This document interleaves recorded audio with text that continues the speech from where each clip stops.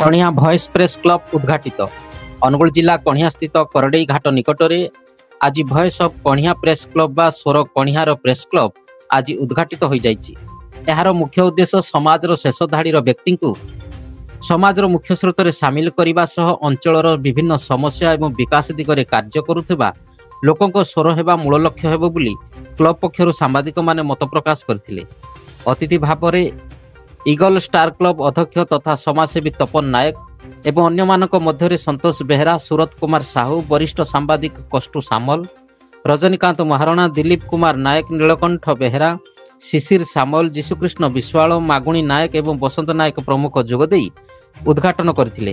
कणिया स्वर press club सभापति सुशील नायक तत्वावधान में कार्यक्रम अनुष्ठित होइथिबा बेले संपादक भागीरथी साहू कार्यक्रम को परिचालना करथिले।